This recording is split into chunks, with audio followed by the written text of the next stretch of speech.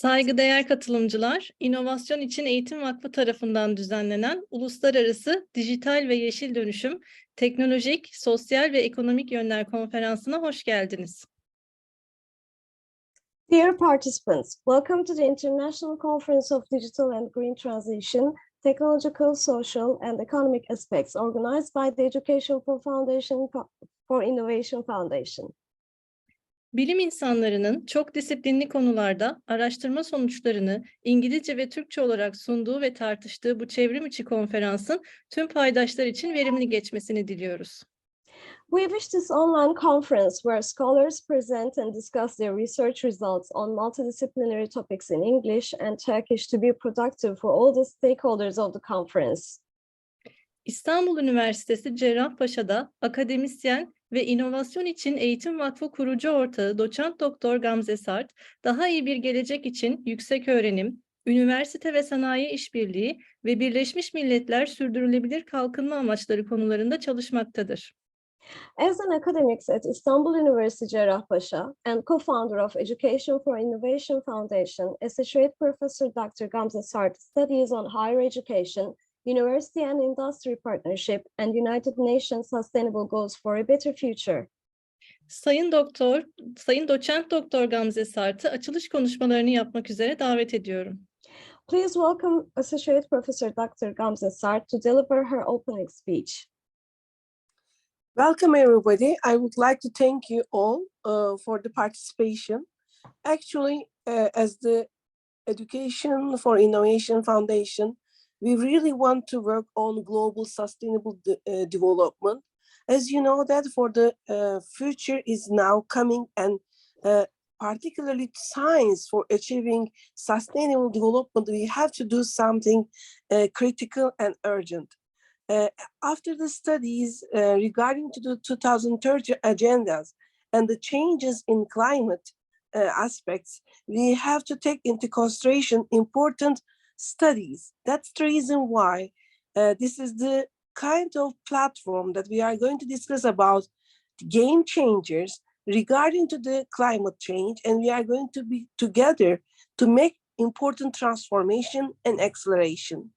That's the reason why this is a very important conference that we are going to discuss, decide, and take actions regarding to these accelerations, regarding to this, let's say, changes, and then we are going to take into consideration, into account, very important academics, researchers, and also young researchers in this platform for the near future.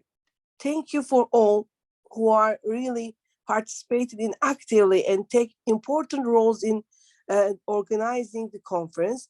Actually, this is the second conference that we are taking into a platform, and then I hope that we are going to have more conferences and we are going to be more global in that sense to make big changes in the coming future for the mega challenges.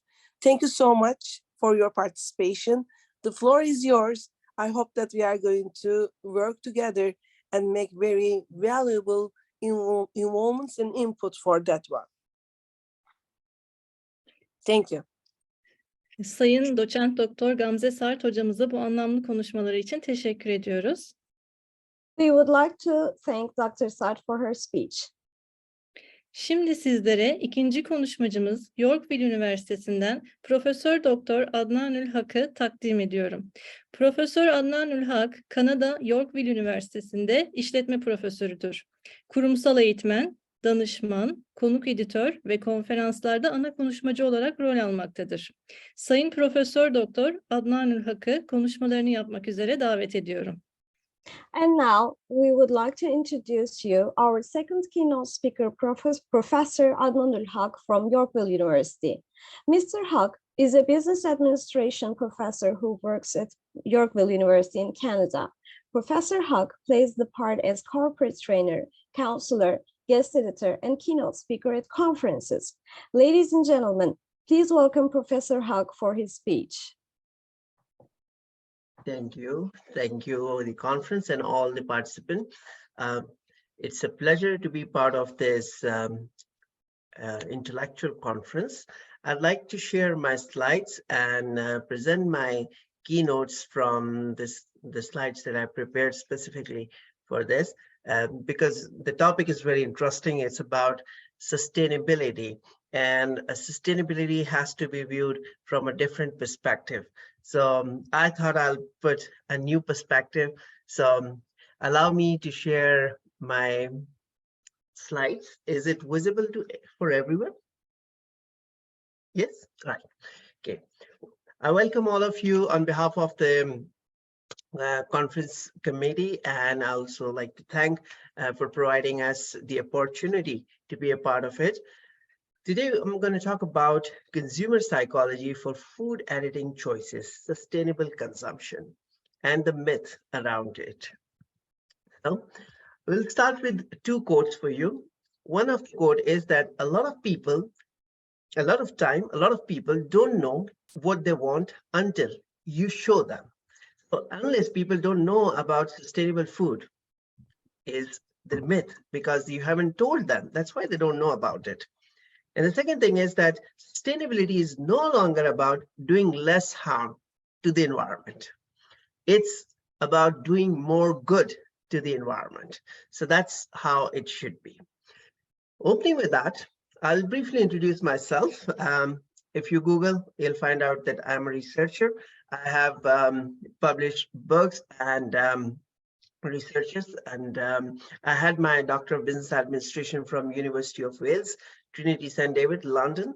And prior to that, I have MBA, MPA, HR, PGD, BPA, MPA, so, and leadership from Copenhagen University. So it's a long list. So just to give you an idea that I have been associated with academia for a long time, and it's been officially 16 years and counting that I've been teaching at university and college level. Over 50 publications, and recently I've been awarded for the best paper in Springer series, and I'm actively writing books. So here's one of my books that has been recently published. So feel free, anybody who wants to publish in Scopus Index journals or books, you can always connect. Yeah, as the introducer has already informed that I'm a guest speaker and I present. I'm also an HR consultant and a corporate trainer. So it's more about a little brief introduction about myself. But now we come to the actual topic, and it always starts with a problem.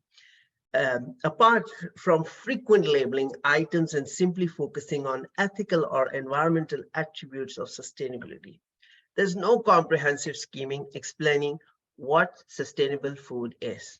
What we are eating, we are becoming part of what is our habits. So we repeatedly eat something, we think it's sustainable, but is it? That's the question. And what is the role of government? Is government doing anything for us? That's what we looked into. Specifically, all governments are same, whether it's in any part of the world. So we look at the visuals, etc., used in this, and it's all for academic purpose, and it's just for knowledge sharing. So it's copyright free, so it's free to use. So that's only used. What is consumer psychology? The first thing, the consumer psychology is that it examines consumers' perception, belief, feelings, and thoughts. That when we are examining their purchase behavior, we consider what are their beliefs, what are their feelings, what is their perception about the food. But what is sustainability? On the other hand, the key item in this work is sustainability. It's the middle of three important P's, which is called triple bottom line also: profit, planet, and people. Environment, economic, and social perspective. In between lies sustainability.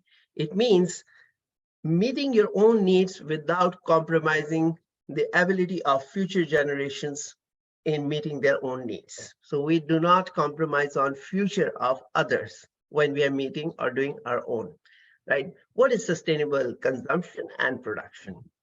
Well, it is also known as SCP. That means doing more and better with less. So it's like a Pareto efficiency, making everybody good off without making anybody worse off. So you have a negative impact lesser and lesser on the society. That's to promote your healthy lifestyle. That's called sustainable production and consumption.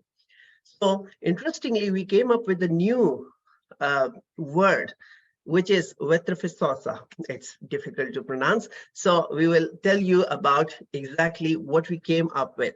During the research, we find out that willingness to reduce food choices in favor of sustainable alternative. How many of us are willing to walk 2 miles extra or 1 kilometer extra to have sustainable food in our life? That is our willingness. Are we willing to reduce our choices in favor of all sustainable alternatives? Do we want to go a mile? That's the important thing. So we came up with this scenario where consumers look at their consumption patterns and how much they are willing to reduce. In other words, I'm able to reduce food selection options available in order to offer increased sustainable alternatives. And do you think that government has a role to produce sustainable food, or no, it's a producer's choice, or should it be consumer's choice? It's my willingness whether I want to eat it or not. Like a lot of people would say, it's my body. If I don't want to eat healthy, it's none of your business. So then again, sustainability is in question, right? So the overview here is that for most decades, there has been established escalation that yes, we should have a consumption and production of sustainable food. The issue keep on increasing, but is it really in practice? What we think is a sustainable, is it really sustainable? There are always a plethora of research that confirms that social, ethical, and environmental problems are multiplied, and we must move away from conventional methods to produce sustainable food. So the food issue is, the first thing is there a consumer awareness? Because recently we hear sustainable word more, green word more, digital word more, because there's awareness. Previously, there was no awareness. That's why whatever is being sold to us, we bought it. But now that we have more awareness, are we more ethical towards our consumption pattern? That's what we look for. So, ironic but interesting facts from the literature is that consumers often have higher expectation from the producer that they should produce sustainable food. Yet, nobody is willing as a consumer to go and walk a mile extra or even 5 minutes more walk to produce, to buy or purchase a sustainable food. Nobody wants to buy because it costs them walk. They don't want to go. That's why obesity is a problem in the West more, right? For seasonal items, consumers are not very enthusiastic about traveling more, especially like in Canada, we have today 15 centimeters snow. I'm not going to go for a sustainable food. I'll try to eat something that is even not sustainable, but because it's closer to me, I don't want to walk, right? So it's very normal thing, right? Thus, our study aims to explore the reasons that reflects consumer psychology about sustainable food. Well, it's available, it's accessible. Would they buy or not? That's the question. So we attempt to understand the reason of favoring it or opposing such schemes. That's why we investigate if the alternative is given. Would we reduce the choice, or is it government, or is it a producer, or is it a consumer? Who should be more ethical, or is it a collective effort, or who should be more responsible, right? Understand the problem and attribute is important. A large studies have confirmed that environmental sustainability is important. We always focus on it, but it's usually a single dimension. We specifically broaden our study by considering multi-dimensional approach. We have heard about these things, gluten, there should be organic food, right? Naturalness, health-related attributes, these are individually studied. But what is the government doing? This image itself says, I'm the government, I'm here to help. But is government helping us or not is something we haven't studied before, right? The role of government is still yet not explored. That's why we considered our research hypothesis based on the literature that consumers significantly affect their own willingness choice for sustainable food. That's first. The second is ethical attributes. We are more ethical. That's why we do it, right? Or we choose not to do it. Producer is significantly affecting our choices, or government is significantly affecting our choices, or health-related attributes are affecting our choices, or naturalness is affecting our choices. So what is affecting our choices?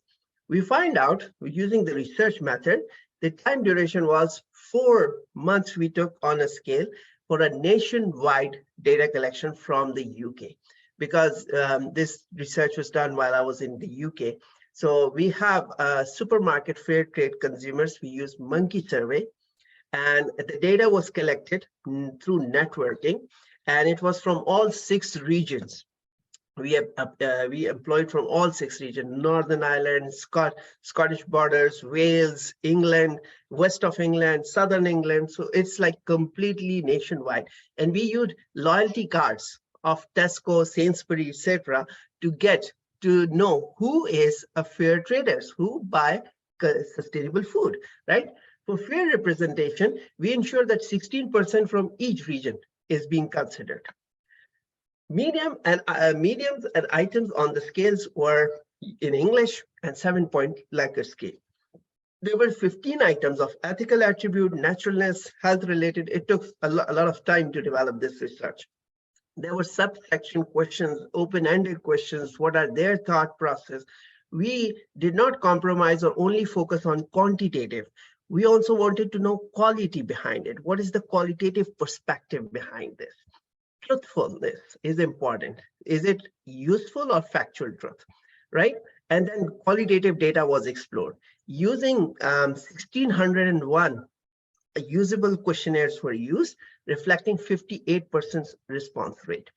We use SPSS and Smart PLS for quantitative analysis, and we have given 15 minutes for a completion. We also have interviews, which we did for a thematic analysis and point of saturation.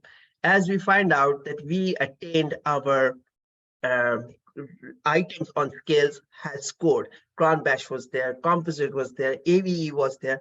We find out that the items on questionnaire is acceptable. So our data can be considered as genuine and valid and reliable, right?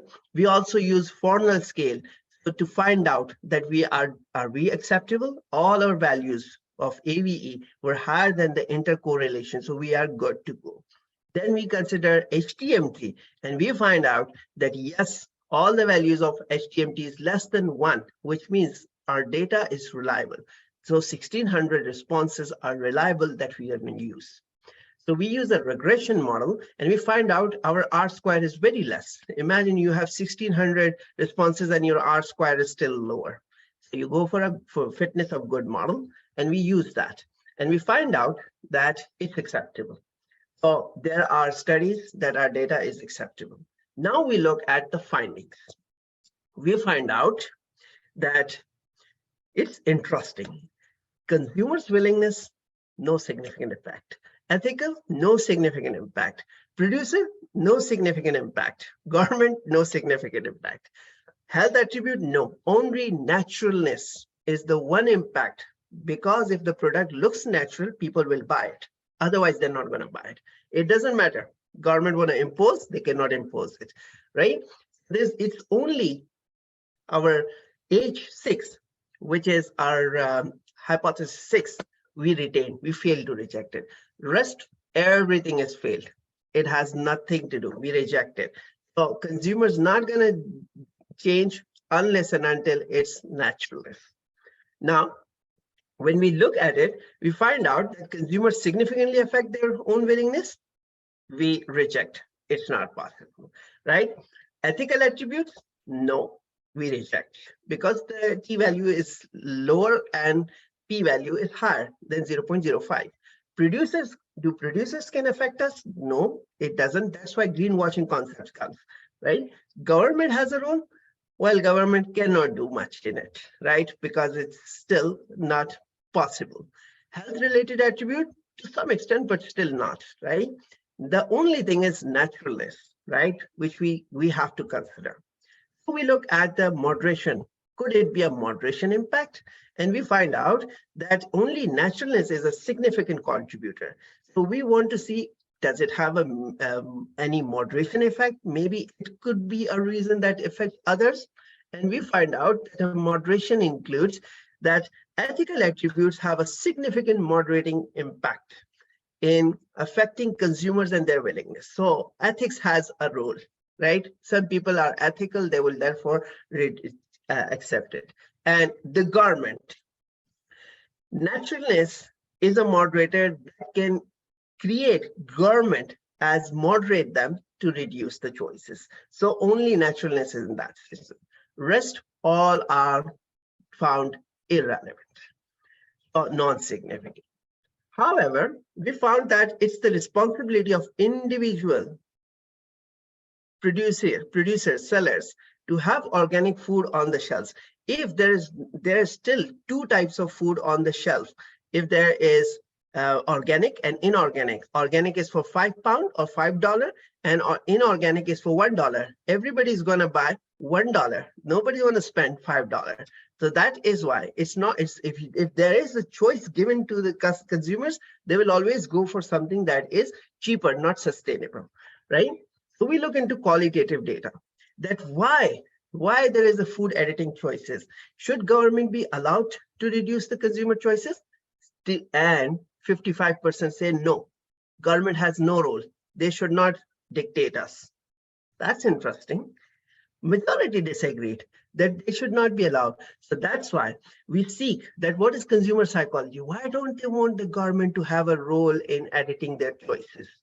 And we find out that these are the themes emerging. Food industry is notorious for selling unhealthy foods, right? So that's the one who says we agree that the government has a role. So first we look at that. Those who agree, they say government should introduce 44% says because food industry is notorious. They will sell us unhealthy things. So there should be the role, right? Government should legislate. The government has an obligation. Everybody, it's a sovereign state, right? Like it's a part of a sovereign state. So it has a role. All food should be whole natural food. Healthy food is good for us. Some people give this reasoning. Obesity is a problem, as mentioned earlier. Food grown in artificial methods are harming us in society. That's why they agree that, yeah, government should. But those 55% who disagree, their themes were freedom of choice. If I don't want to eat it, nobody should force me, right? It's individual choice. If I want to, I'm responsible for my body. If I have no problem, the government should not stop me from doing it, right? Producers should be encouraged to develop sustainable products, but the consumer should not be forced. You need to educate people rather than imposing things on them. So you haven't educated us. How can you impose? Consumers have the power. They should be the deciders. They are the game changers. Consumers should be made to fund health conditions. So interestingly, imagine if somebody asks you, you want to buy an unhealthy thing, inorganic food, okay, you have to pay 50 cents extra. You make them fund for health conditions. You make them pay for that charity. Then you might see a change of role. People will start shifting to sustainable food. Government should fund production of sustainable. Government should be involved in the production. And there will be less competition. And less competition means less good quality if government interfere. So that's the problem. Based on the entire, we conclude that willingness to reduce choices in favor of sustainable alternative is significantly affected by naturalness. Only if the product or anything is natural, it's going to affect consumer psychology. The moderating effect of naturalness is weak, yet statistically significant in creating the relationship between government and willingness to reduce the choices. The government sustainability, we theorized that government play a significant role and only government can stop us from. But is government willing to take that initiative in the Western world where there is more liberty and it's more liberal governments over the part? That's the question. The responsibility for ensuring availability of organic food rests with government. Whether it should be on the shelf, if government say it should not be on the shelf, or the producers should pay extra charity or fund for producing inorganic food, we will see that there is a decline in such production, right? So what we conclude from thought is that being free of genetically modified organisms, chemical pesticides, synthetic fertilizers, and artificial additives are all important components of naturalness. And this will only convince the consumers to edit their choice if they see that this is going to be non-artificial, only then they are willing. The next thing is that a major shift of sustainability requires an institutional change. Consumers' rationales, if you challenge their logic, only then they are going to accept or go against their food choices. They will edit it, right? So that's the most important aspect. Now, we also find out that the majority of the consumers disagreed that the idea of garment should not be allowed, because they think they are less willing to give up on their product preferences, right? They don't want it because they think it will be much more difficult, because inflation and recession are the times where you don't want to buy organic food. You want to buy cheap food, right? We need to encourage and develop a sustainable consumption patterns. And it's like a tree. Your tree doesn't grow in a day. You have to plant, you have to water it, and sustainability is a process. It will come up slowly. Despite traces of consumer awareness, yet most consumers are not fully educated. They don't know the benefits, and that's why they don't know the adverse impact on their health. That's why there is a resistance. Future implications are that we should have inclusive policies in the government to democratize sustainability, that it will benefit consumer, society, individuals, only then it will work. The government should intervene by making it mandatory to consume. If they say there is no other choice, everything else should be on the shelf, should be, then the sustainable rate will develop, right? Then the green items will come, right? The government should educate people about the benefits. If they don't know the benefits, they will not change. The food processing industry should be held accountable. If they are being stopped, only then, or if they are asked, you have to pay the charity for what you are doing, then maybe they change, right? Maybe, we don't know, but it's just a thought process. Food processing industry should be encouraged with rebates that, okay, if you produce good, we're going to give you $5,000, $10,000 or pounds at the end, like solar energies rebates, right?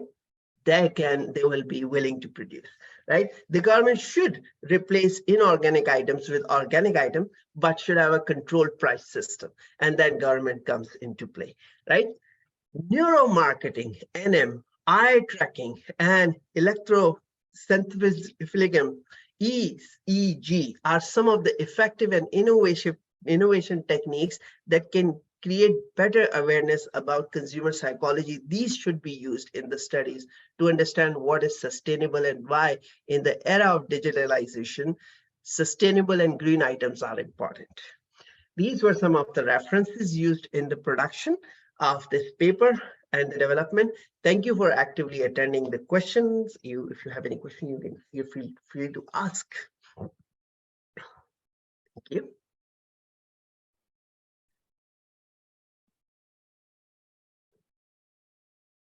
Sayın Profesör Doktor Adnan Ülhak'a değerli katkıları için çok teşekkürlerimizi sunuyoruz. Sorusu olan var mı sayın katılımcılar? We would like to thank Professor Mr. Haq for his major contribution. Would you like to ask any questions? Indeed, I want to ask a question, if I may. First of all, I want to thank your excellent study and excellent presentation. Mr. Haq is very useful knowledge for us. I want a question about the macro level, global level about your study. You know, world population is increased day by day, and we need to feed all this population, and we use artificial foods, industrial foods to feed the people because it's cheap and easy to produce. Do you believe can we feed all world population with the sustainable and healthy foods? Even the government support this production style. Do you have an opinion about this? Thank you very much. Thank you so much. You know, when we were doing this research, one of the professors is from Ghana, and the major concept was, can we take this sustainable consumption to Africa, where people even have difficulty finding food for themselves, right? And they don't have anything. How can we bring over there, right? But then again, that was the notion that if we cannot take it right now over there, we shouldn't be stopped over here, right? There will be a day when we can say, yes, it could be taken. Yes, it's absolutely clear that if we let the industries, then we are giving them an excuse that, okay, there are a lot of people, billions of people in the world who are below poverty line, so it's okay to produce. But actually, we are affecting their health, their mind, because we're not giving them healthy food, right? So can that be an excuse to food producers? Well, that's the problem. We shouldn't give that excuse. Yes, it's not possible right now at the macro level. It's impossible right now. It looks like, but again, it's doable. How it's doable? When we introduce a rebate, because see, land is everywhere land. If we encourage the sustainable machinery, sustainable methods of production over there, right? We educate them, then it happens. And then there are social entrepreneurs. What happens is that when they sell it in the western part, they donate the same amount of whatever they make a profit out of it to the eastern part or to the developing countries, emerging economies. Those money could be used. But again, can we trust that all the politicians in the world are honest? That's a question. Yes. So it's a debatable thing, but we hope we should not let the hope that, yeah, one day we will have such type of education is important. That's why we want education, right? So yeah.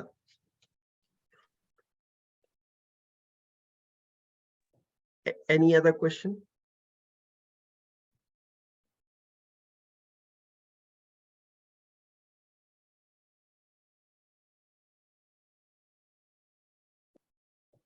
Başka sorusu olan var mı?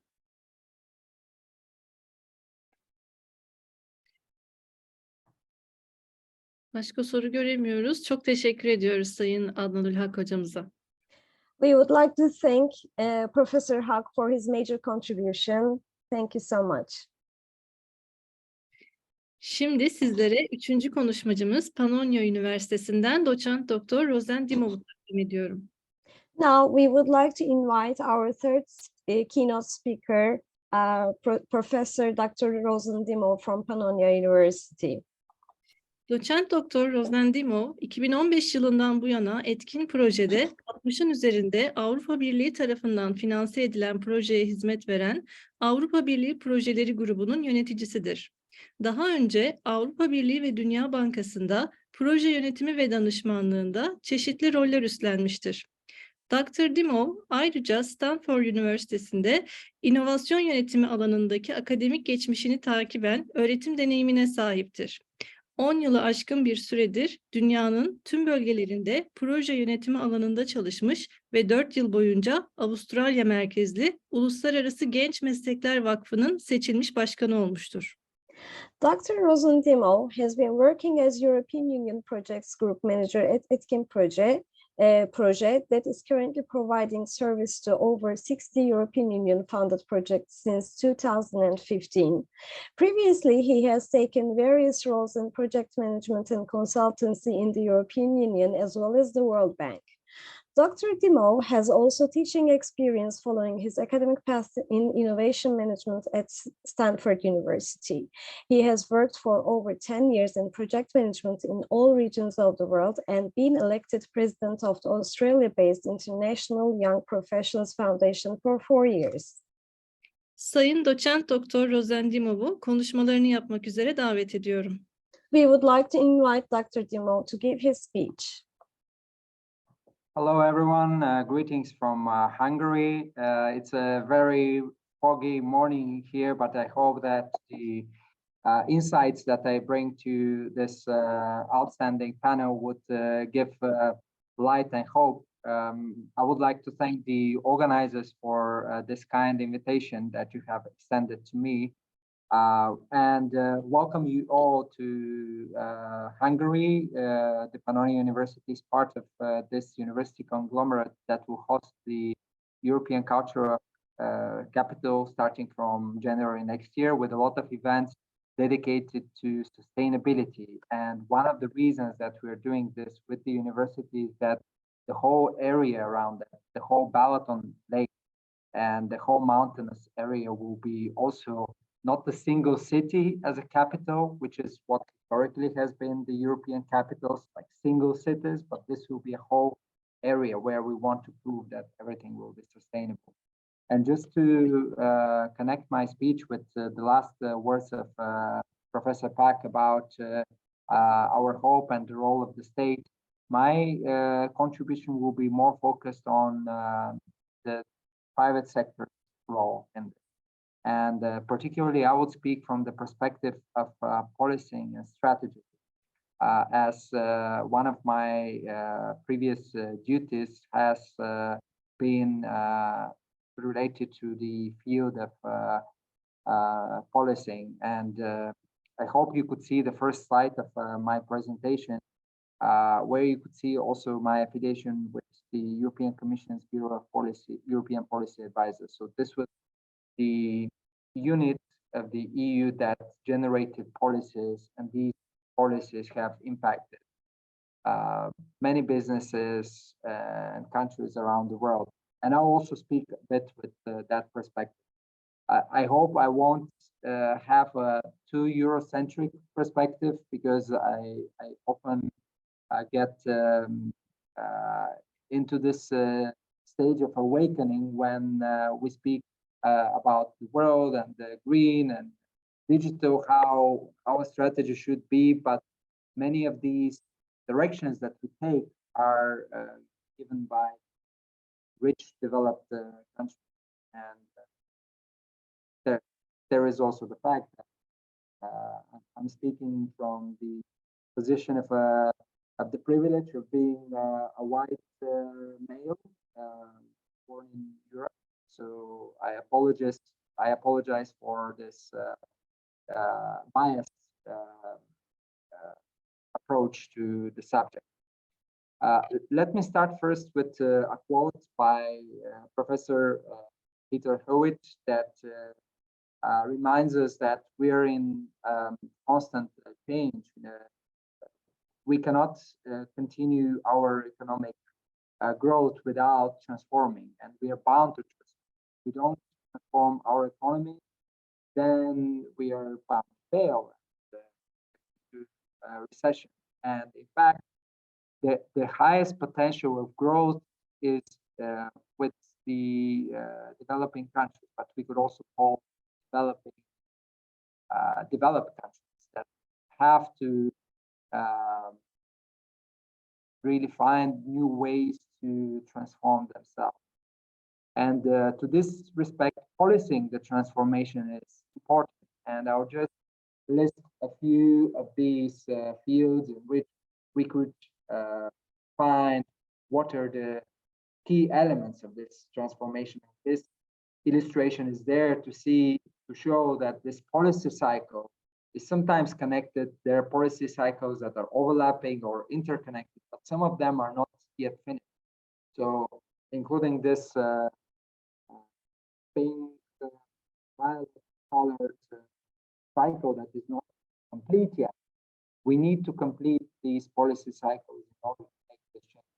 sustainable. So this includes thinking green, sustainable, and digital at all levels across the whole value chain, in the decision making, making sure that we minimize the use of harmful non-bio-based, chemical-based substances, that we have zero or positive impact even on the environment, and that we think that whatever we leave is not only for us and our lifetime, but it's also for the generations to come.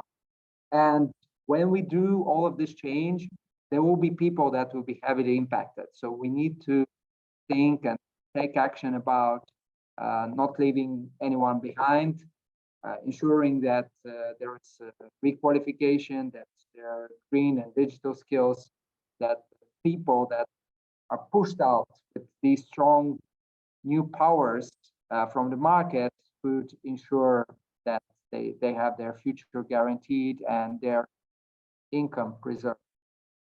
To this extent, there are so many questions that come, but do we really have answers to all of them? I'm afraid we have just a few of these answers, and we should be actively working on finding the answers to all of them. And these answers would come from research, from policymaking, private sector, from strategizing about transformation through a multidisciplinary perspective. And to this extent, your conference being transdisciplinary is also important step to this direction. So we all know the reason that a lot of our resources are just being wasted, and they're not unlimited, right? So until they're all gone and we heavily feel the effects of climate change, we are going to think like, yeah, it's in a few days we could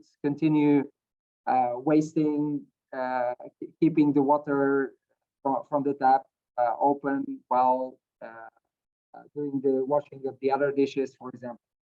Then what are the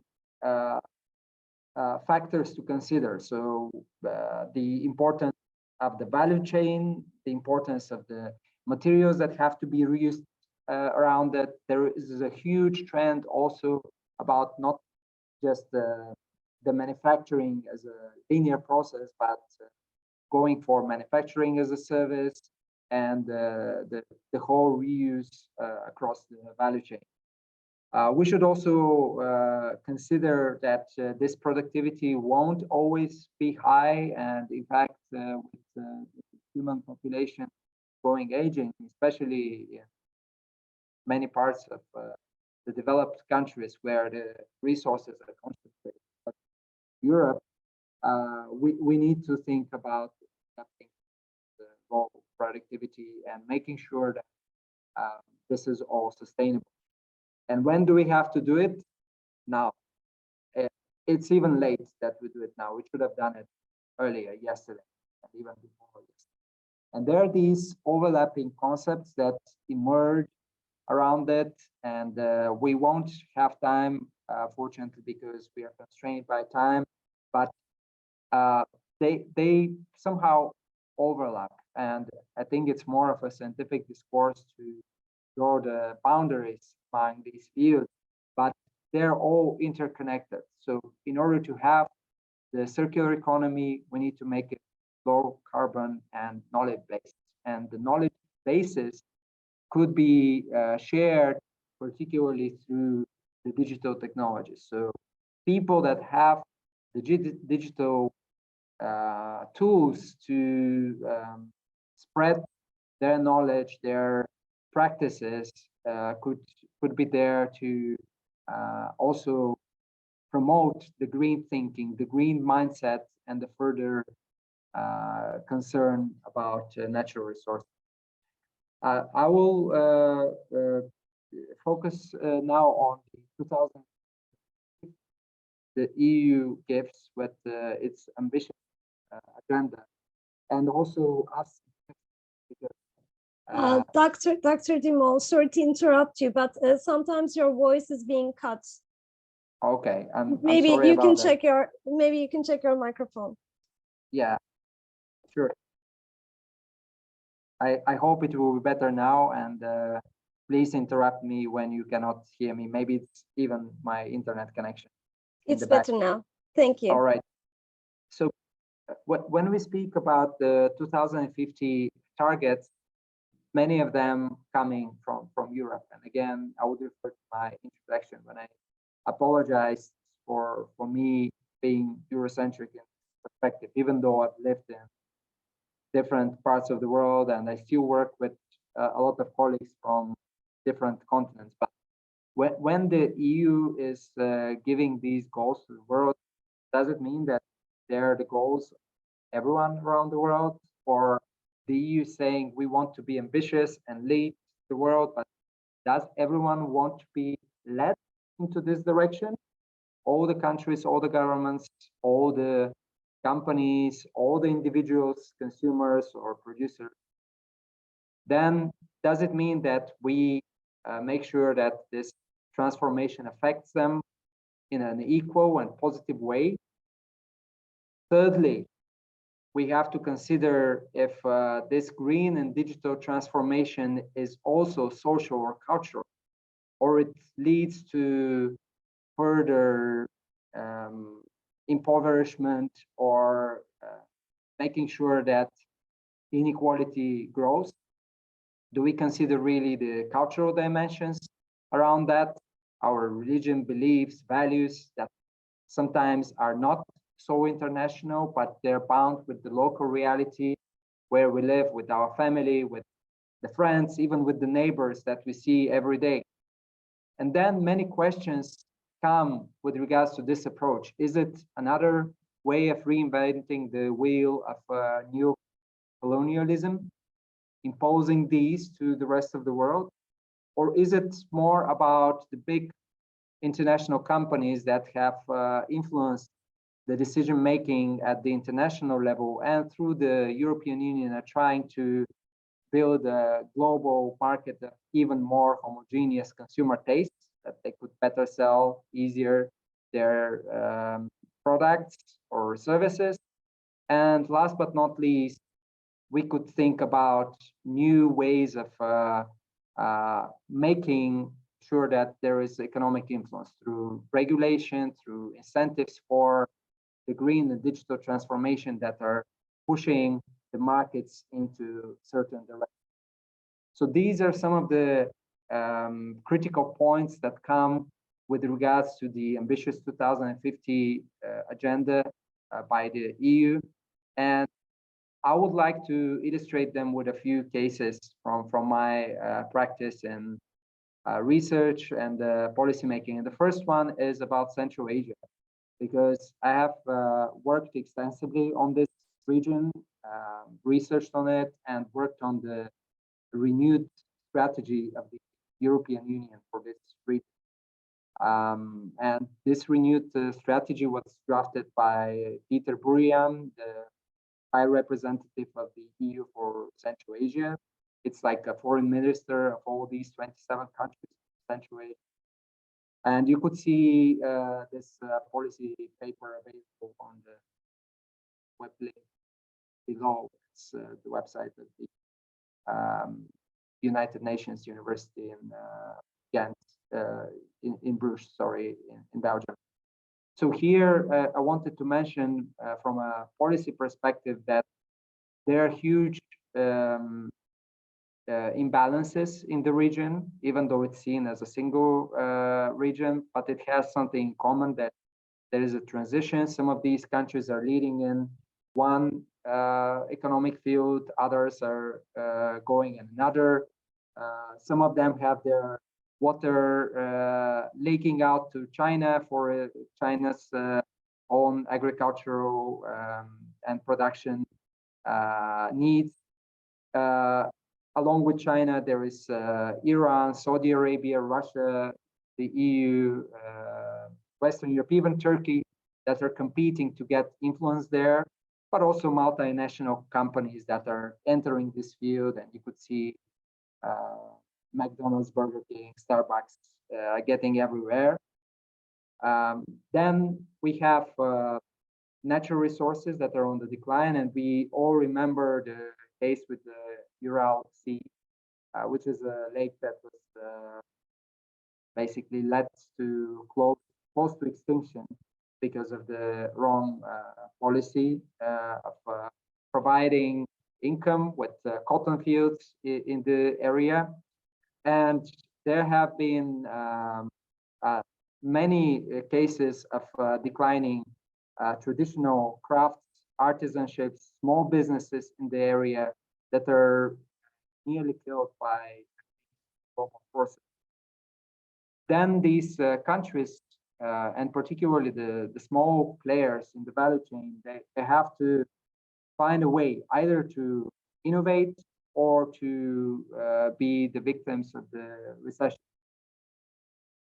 Another case that I would like to give to you is with the GoUp incubator that we created to support the European Union through the Horizon Results Booster that brings together the results of different EU projects to be further exploited, commercialized. And here we brought together the academia, technological park, the industry, civil society to work together in making sure that there is enough transfer of knowledge among all of these sectors, but also promoting of green entrepreneurship across the whole value chain.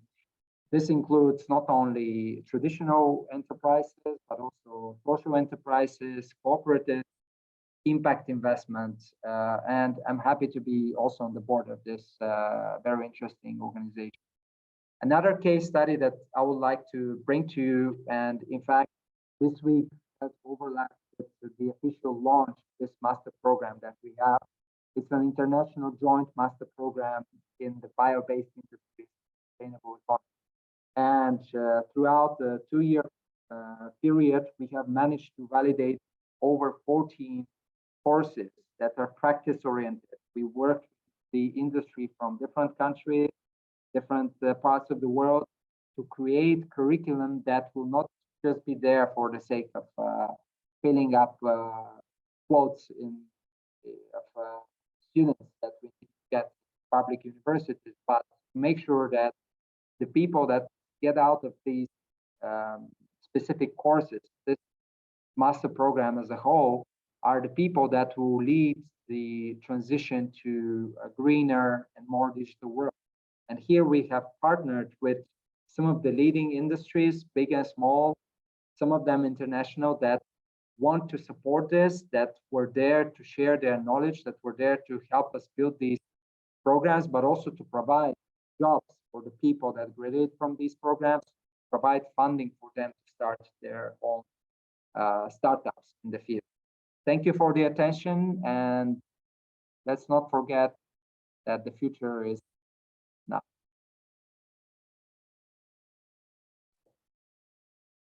Sayın Doçent Doktor Rozendimova değerli konuşmaları için çok teşekkür ediyoruz. We would like to thank Dr. Dimov for his fascinating speech. Sorusu olan var mı? Do you have any questions?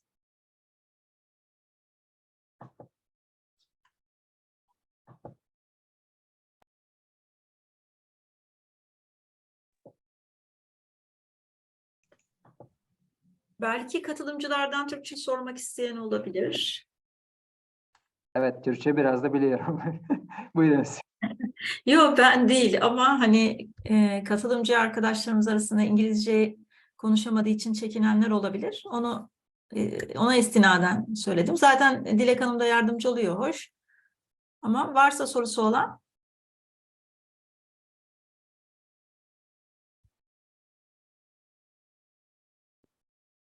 Yok galiba. Peki. O zaman çok teşekkür ediyoruz tekrar. Diğer konuşmacımıza geçebiliriz.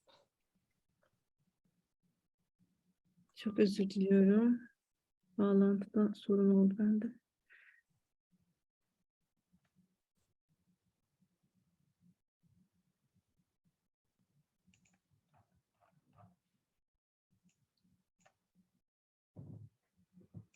Dilek Hocam siz takdim edebilirsiniz. Tabii ki hocam. Şimdi konuşmalarını yapmak üzere Bankacılık Düzenleme ve Denetleme Kurumu Daire Başkanı Sayın Dr. İlker Koç'u davet ediyorum. Dear participants, please welcome Dr. İlker Koç, the Head of Banking Regulation and Supervision Agency, to give his speech. Herkese merhabalar. Hello everyone. I'm İlker Koç. I'm Head of the Enforcement Department at the Turkish Banking Authority. First of all, I would like to thank the organizing committee for giving me this opportunity. Also, I would like to thank to Mr. El Hak and Mr. Daimo for their excellent and comprehensive presentations. Today, I would like to talk about economic and financial aspects of the green transformation and sustainability. Sustainability is a broad term and it has different meanings, but I think a current and accurate meaning of is about struggling with climate crisis, because global warming and climate crisis is biggest threat human being ever faced in modern times. According to international scientific studies such as IPCC reports, if we cannot stop the global warming, after 2 or 3 generations, Earth will be an uninhabitable planet. This is imminent and real risk for humans and all other species in the Earth. That's why the most important priority for all of us should be taking the necessary actions to prevent climate change.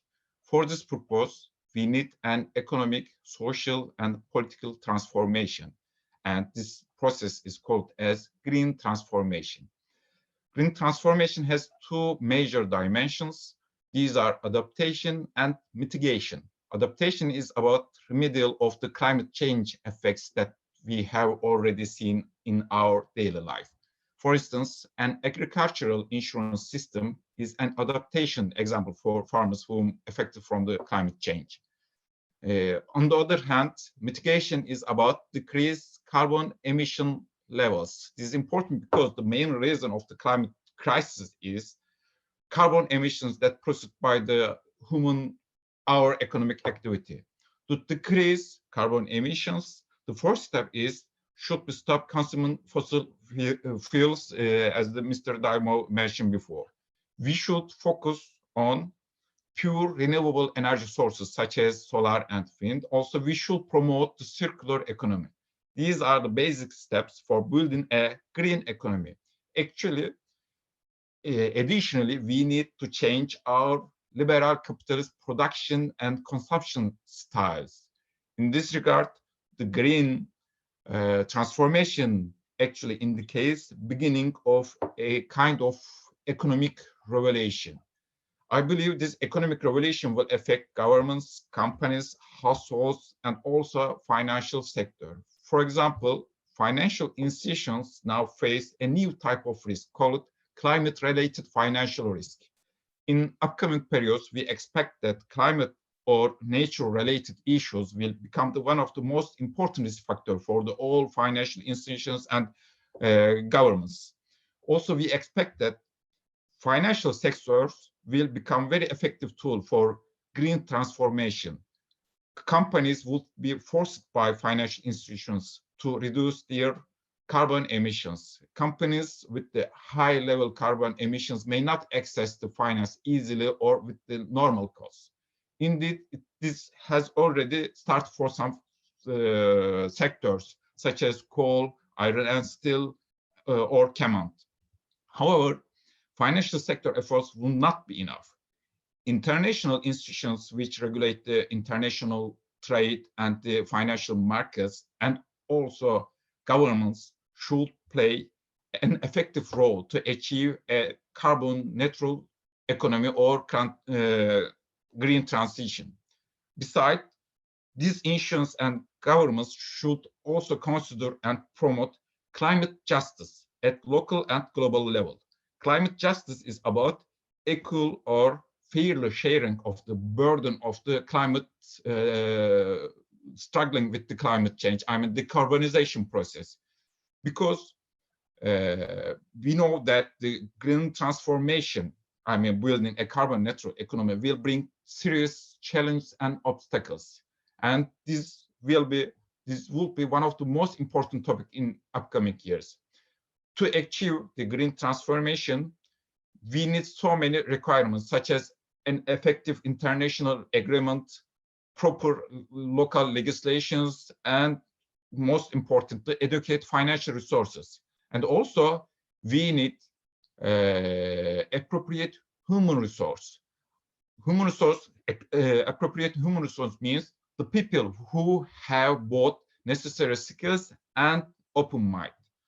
In my opinion, have an open mind even more important. I want to explain that in our generation, I mean the people older than 40s, industrialization has always been prized. We have been taught that for development and prosperity, we need the big factories with the huge black chimneys, enormous machines, thousands of workers, etc. However, today, green economy highlights local, small-scale, high-tech production facilities which use renewable energy. For some people, especially for the old-fashioned people, adapt to these kind of new concepts is very difficult. In this regard, I think young people have important advantages.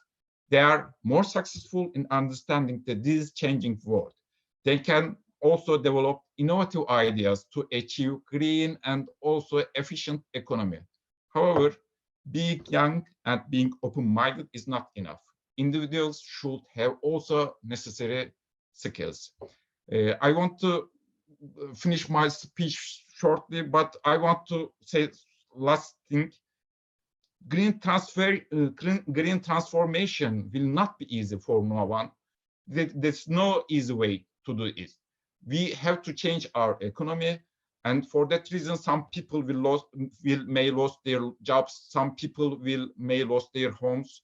It may get difficult to access simple things such as medicine or food or healthy food. But we must do something. We must prevent the climate crisis. We have to do it. I believe we can do it. Just we can be in cooperation and collaboration. We can reshape the economy and we can save the world all together.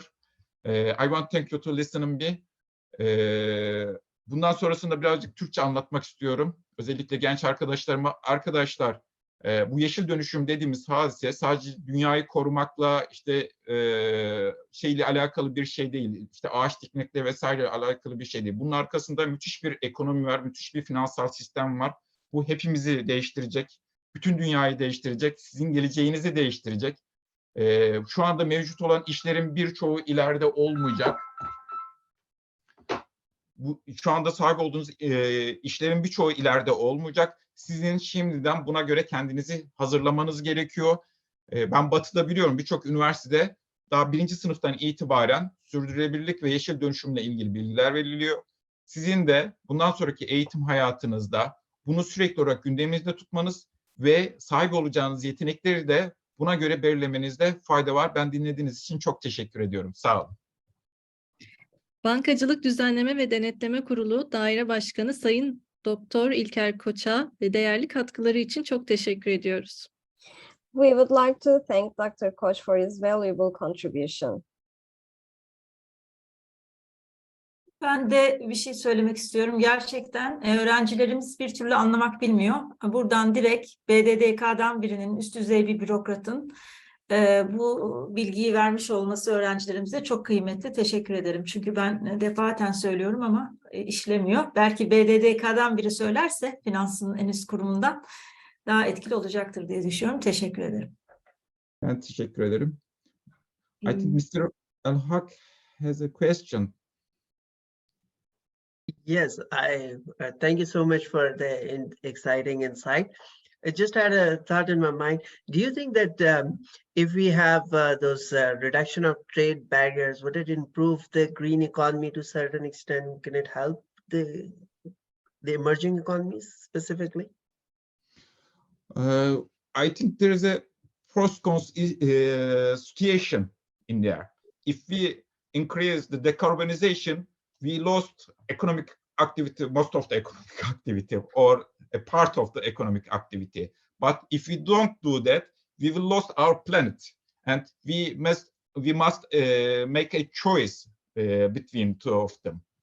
But I don't think everything gonna be okay with the green transformation, because it's very difficult, especially for developing countries or undeveloped countries. It will become very difficult because, you know, European Union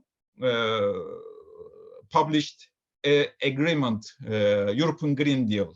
Indeed, European Green Deal means that we will set carbon tax for who import the European Union. There is unfair things in this situation, but I want to say that this is inevitable process, and we must adopt this.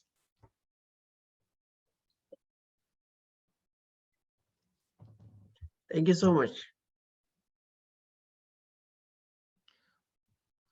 Bu arada başka sorusu olan varsa cevaplayabilirim. Any other question?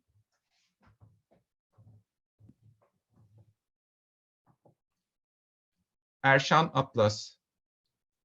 Hello. So I had a question. This is not exactly, this is more of a question towards what your ideology could be. Great lecture, by the way. So I was wondering if you are opposing optimal growth rate of countries, or like optimal growth rates. I'm not sure if you heard me, as in the constant need to grow by, for most countries, at least 2.3%, which causes taking its toll on the environment, because we're growing at a constant rate on an economic aspect, but not at an environmental aspect. And I was just wondering if you have any comments on that or agree with this sort of perspective.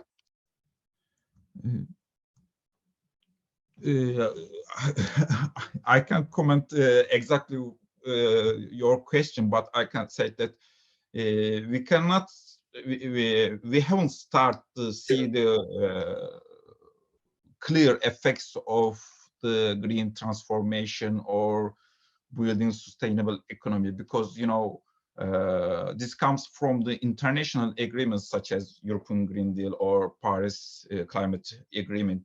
And we know that these agreements effects haven't been show up now. And, you know, the European Green Deal tax burden will start with the 2026. After that, we can see the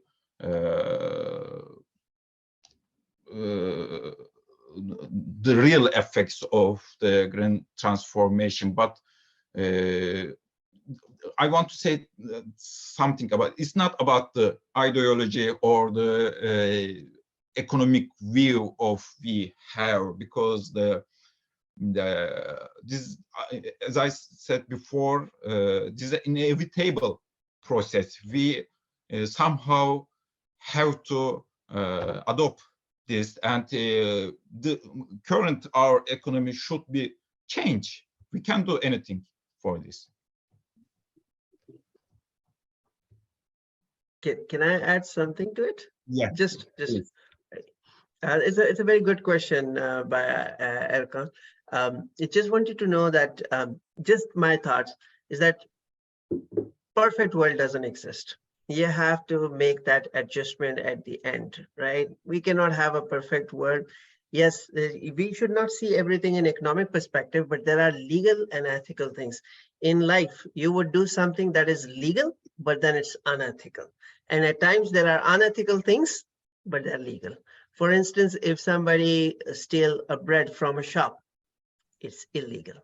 But a person says, my kid has been starving to hunger to death for last 5 days. Looks like ethical thing. You would say, okay, let him steal or her steal, right? So there's always that optimal. Yeah, we are looking at economic, but it's at the same time, to stabilize the economy, you can, at least when you stabilize your economy, you can give back to the environment something, But what if you stabilize your environment, but you don't have an economy to support it? So what's the point of being environmentally conscious about it? That's my perspective, and you can have a disagreement with it, but that's my perspective.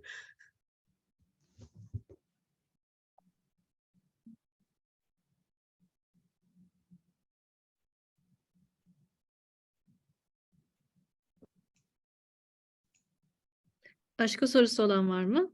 Is there any other questions?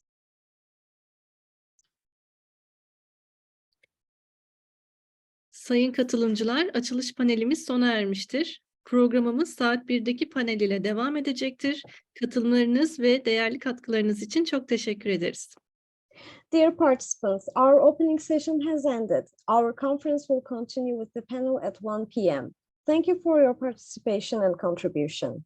Ekranları açmalarını isteyebilir miyiz katılımcıların ve benim öğrencilerim de var. Ekranlarını açmalarını isteyebilir miyiz? Can you please everyone turn on your videos, cameras?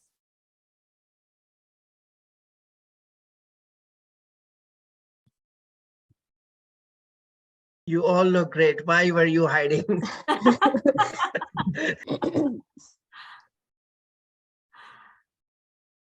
Bu kadar mı? Peki.